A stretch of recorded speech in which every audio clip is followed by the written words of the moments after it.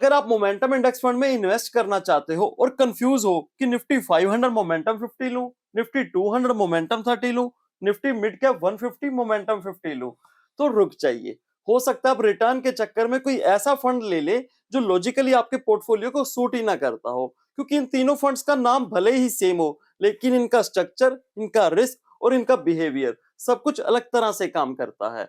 इसलिए आज हम वीडियो के अंदर कोई सिंपल कंपैरिजन नहीं करेंगे, हम step by step break down करेंगे। तो सबसे पहले हम ये देखेंगे कि मोमेंटम स्ट्रेटेजी होती क्या है और ये किस तरह से काम करती है। उसके बाद हम इन तीनों का स्ट्रक्चर देखेंगे, फिर इनके ऑफिशियल फैक्टशीट पे जाके इनको अच्छे से कंपेयर करेंगे और एट द एंड हम ये देखेंगे कि आपके पोर्टफोलियो के लिए कौन सा इंडेक्स अच्छा रहेगा और कौन सा आपको अवॉइड करना चाहिए। तो लास्ट सेगमेंट बिल्कुल मिस मत कीजिएगा, क्योंकि वहां पे जाके हो सकता है आपकी जो एलोकेशन का डिसीजन है वो बिल्कुल चेंज हो जाए। आपको आज ऐसी क्लैरिटी मिलेगी जो पहले कभी नहीं मिली। तो चलिए जल्दी से वीडियो को शुरू करते हैं। नमस्कार दोस्तों, मैं हूं अंकुर और आप देख रहे हैं फाइनेंशियल सफर। आगे बढ़ने से पहले मैं आपको एक बेसिक इंफॉर्मेशन देना चाहूंगा। यहाँ पे अगर आप बिगिनर है तो उसके बाद आपको इस वीडियो को समझने में और हेल्प मिलेगी। देखिए, मार्केट के अंदर ना बहुत सारी कंपनीज लिस्टेड हैं, बहुत सारी। उनमें से जो टॉप की 100 कंपनीज होती है ना, उनको कहा जाता है लार्ज कैप स्टॉक्स। उसके बाद की जो 150 कंपनीज होती हैं उनको कहा जाता है मिड कैप स्टॉक्स। यानी कि ये टोटल कितनी होगी, 250। और 250 के बाद जितनी भी कंपनीज आती है उन्हें हम स्मॉल कैप के अंदर कंसीडर करते हैं। तो सबसे पहले मोमेंटम स्ट्रेटजी आखिर होती क्या है? देखिए, बहुत आसान। जो चीज पहले से किसी मोमेंटम में है उसके साथ चलना, जो स्टॉक पहले से भाग रहे हैं उसी के अंदर अपना पैसा इन्वेस्ट करना, ये होती है मोमेंटम स्ट्रेटजी। देखिए, नॉर्मल स्टॉक मार्केट के अंदर हम क्या सुनते हैं हमेशा, बाय लो सेल हाई, तभी हमें क्या होगा, प्रॉफिट होएगा। लेकिन यहाँ पे क्या होता है, बाय हाई और सेल हायर। यानी कि जो बुल रन के अंदर है उसका प्राइस तो पहले ही हमें ऊपर मिल रहा है, ऊपर ही खरीदेंगे और उसके ऊपर बेचेंगे तो हमें प्रॉफिट होगा। ये होती है मोमेंटम स्ट्रेटजी। और इन तीनों के जो इंडेक्सेस हैं हम बात करने वाले हैं, वो इसी स्ट्रेटजी के ऊपर काम करते हैं। तो चलिए एक एक करके इन तीनों इंडेक्स को अच्छे से समझते हैं, इनके स्ट्रक्चर को देखते हैं। सबसे पहले निफ्टी 200 मोमेंटम 30। देखिए, निफ्टी 200 हमें नाम से ही क्लियरली पता चल रहा है इंडिया की टॉप 100 कंपनीज, और उसके बाद 100 कंपनीज वो रहेंगी जो मिड कैप की होंगी, 100 लार्ज कैप स्टॉक्स और उसके बाद 100 मिड कैप स्टॉक्स। इन 200 को मिला के 30 ऐसे स्टॉक को चूज किया जाएगा जो ऑलरेडी एक मोमेंटम के अंदर है, और उन्हीं के अंदर पैसा आपका इन्वेस्ट किया जाएगा। अगर आप ऑलरेडी म्यूचुअल फंड के अंदर पैसा इन्वेस्ट करते हो तो आपको एक सेगमेंट के बारे में पता होगा, एक कैटेगरी के बारे में पता होगा, लार्ज एंड मिड कैप। बस कुछ इसी तरह से ये काम करता है। लेकिन यहाँ जो स्टॉक रहेंगे वो फिक्स रहेंगे, 30 स्टॉक रहेंगे जो मोमेंटम में होंगे।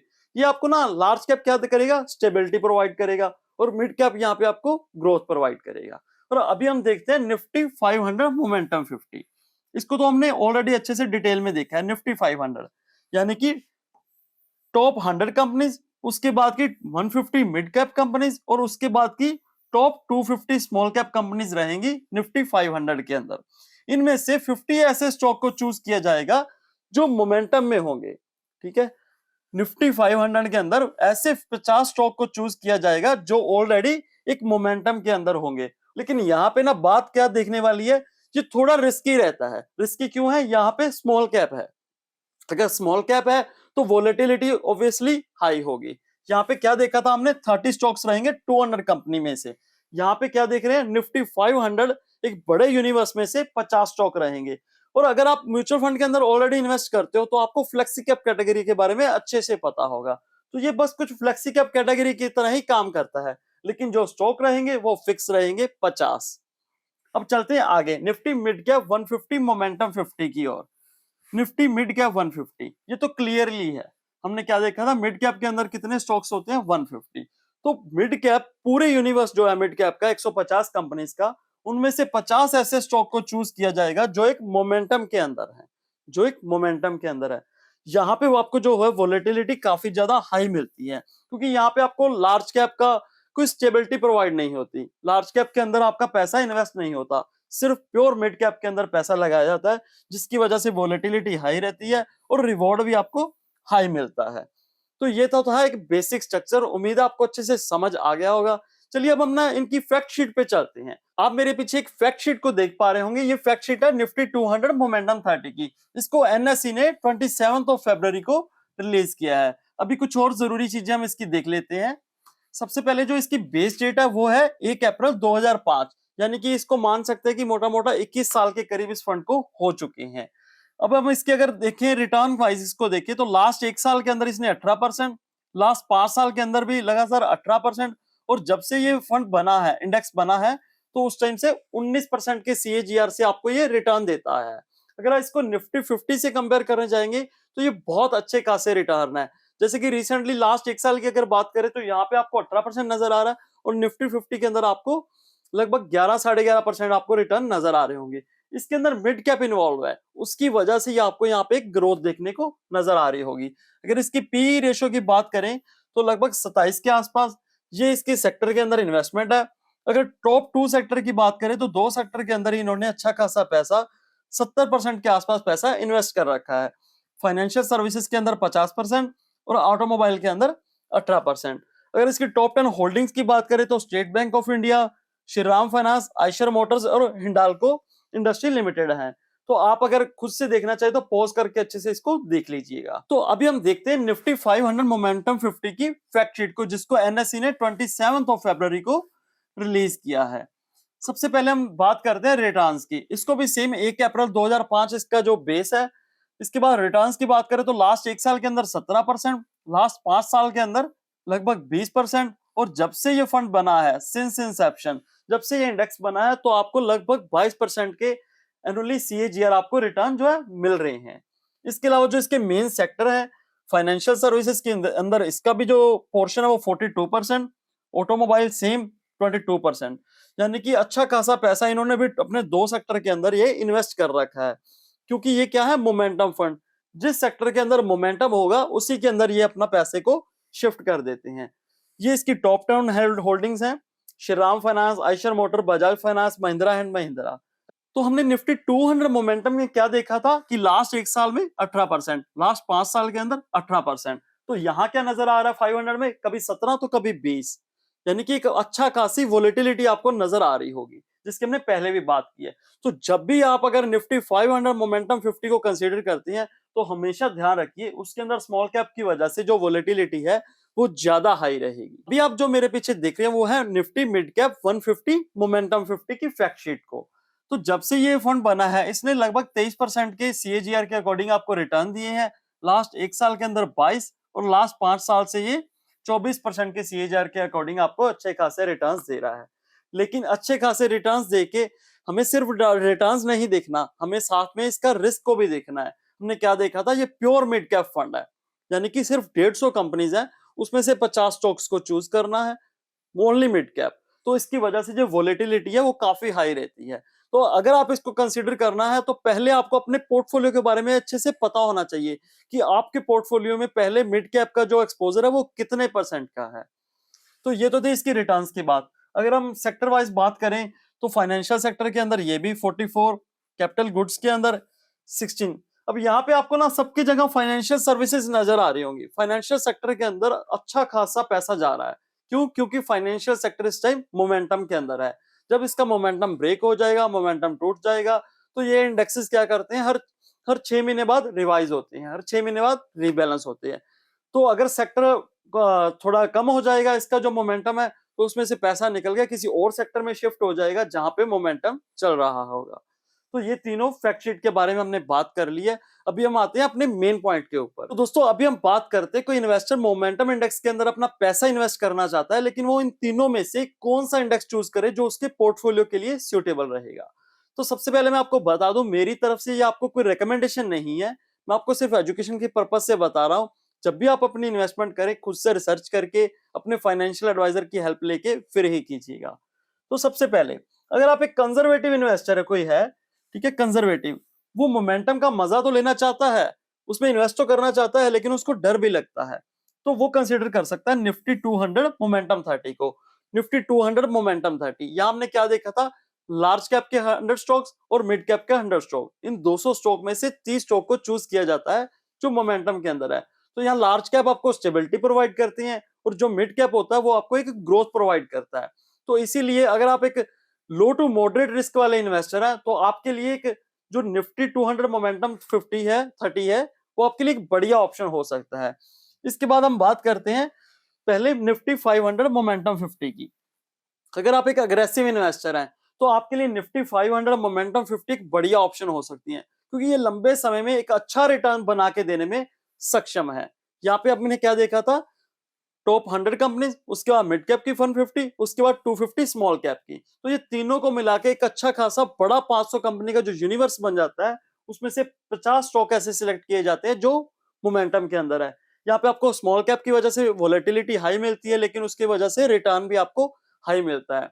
लेकिन अगर आपकी रिस्क प्रोफाइल जो है वो मैच करती है इस फंड से, आप एक हाई रिस्क ले सकते हो, वोलेटिलिटी को टॉलरेट कर सकते हो, फिर इस फंड को कंसीडर कीजिएगा।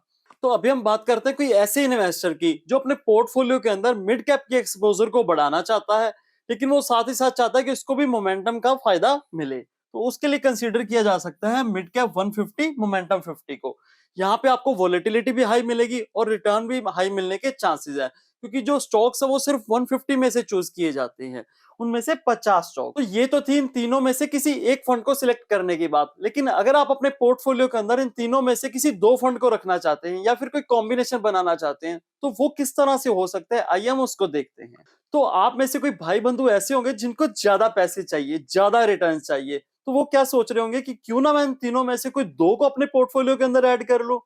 तो वो उनका कॉम्बिनेशन कैसे हो सकता है, उनका क्या बढ़िया कॉम्बिनेशन रहेगा, अभी हम उसकी बात करते हैं। सबसे पहले अगर आप सोच रहे हो कि निफ्टी 200 और निफ्टी 500 मोमेंटम 50 जो हम देखे थे, तो उनको शॉर्ट में हम बात करेंगे। निफ्टी 200 और निफ्टी 500, आप इन दोनों को एक साथ लेने का सोच रहे हैं, तो ये गलती आपको बिल्कुल भी नहीं करनी, आपको इसको टोटली अवॉइड करना है।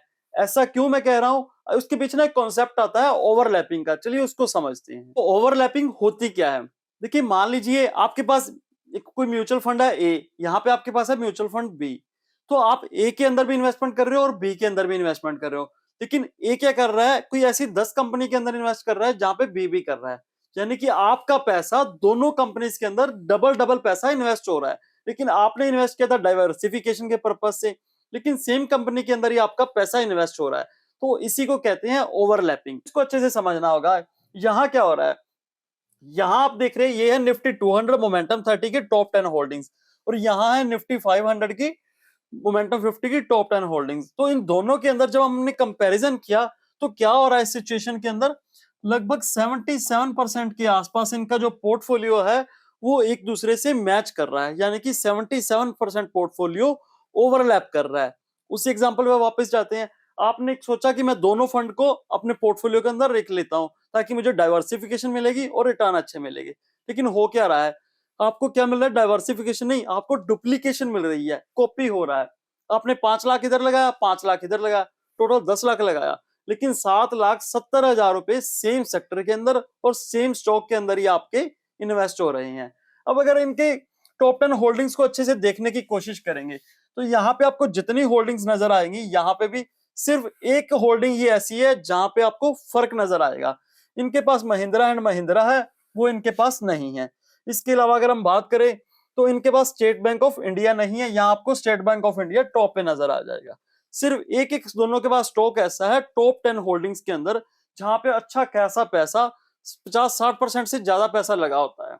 तो वहां पे सिर्फ आपको एक स्टॉक ऐसा है जो इसके साथ मैच नहीं कर रहा, बाकी सारे के सारे स्टॉक्स एक साथ मैच कर रही हैं। तो एक बहुत बड़ी ओवरलैपिंग है जो आपको इन फ्यूचर नुकसान कर सकती है आपके पोर्टफोलियो के अंदर। तो अभी आपको क्लियरली पता चल गया होगा कि हमें क्या करना है, निफ्टी 200 और निफ्टी 500 का कॉम्बिनेशन बिल्कुल नहीं बनाना, क्योंकि यहाँ पे जो ओवरलैपिंग की समस्या वो 77% है, बहुत ज्यादा हाई है।